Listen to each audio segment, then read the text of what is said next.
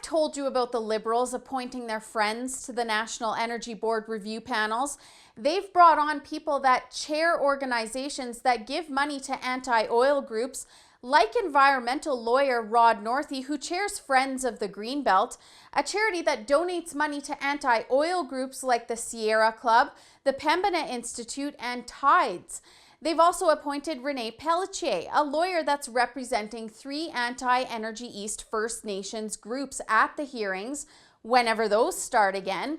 These 3 groups have also formed an alliance with the Council of Canadians, an activist group that distinctly demonizes pipelines and fossil fuels. Talk about conflicts of interest.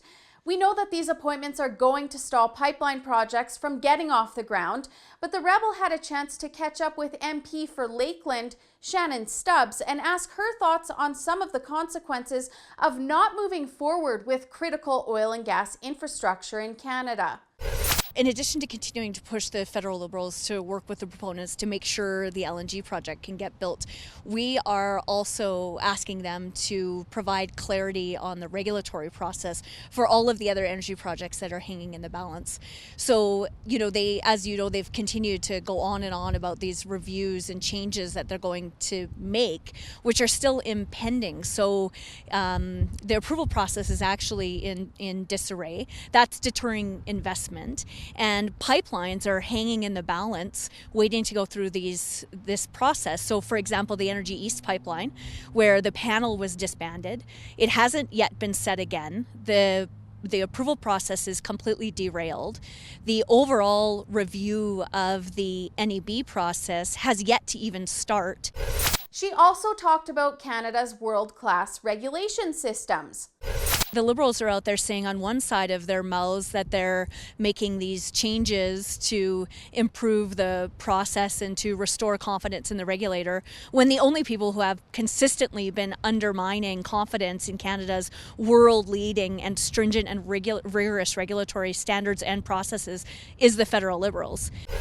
There's absolutely no doubt that Canada has the highest standards and procedures when it comes to safety and the environment in regard to the oil and gas industry regulations and the construction of infrastructure. So why are the Liberals undermining these processes? Stalling hearings and panel reviews aren't the only thing that's getting in the way of these projects. As I mentioned previously, the Liberals have stacked these panels with their friends that are no friends of the oil and gas industry. And that also means that they're no friends to the people of Alberta and those that are depending on these pipelines to get built in order to create jobs and more prosperity in their communities. Here, Stubbs talks about those provinces that are waiting on these critical projects to be built. Meanwhile, particularly for people in Alberta and Saskatchewan and New Brunswick, they're all waiting. Their livelihoods are hanging in the balance of whether or not we can complete this critical economic infrastructure that is important to the most important sector in Canada's economy. Let me be frank, Canadians are being played for fools. While the rest of the world exports their product, remember, the US has now lifted their 40-year export ban, and they're now the largest producer in the world, all after denying the Keystone XL pipeline on the basis of catastrophic climate change. We stand by. There will certainly come a time when our share in the market will be gone and taken up by the US and other oil and gas producing countries. At this point, there are stalls on every major pipeline that has been proposed for Canada, with some of those plans having extended for over a decade at this point. There's also no word on when hearings for Energy East will continue or when reviews of the NEB board will be complete so that the board can reconvene to continue in making decisions on critical projects. Sooner or later, the Liberals are going to be forced to make some serious decisions.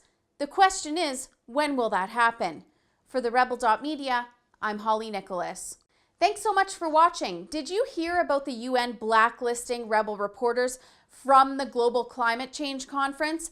Click the link below to find out more and to sign our petition to let the UN know that they should reconsider and accredit our journalists.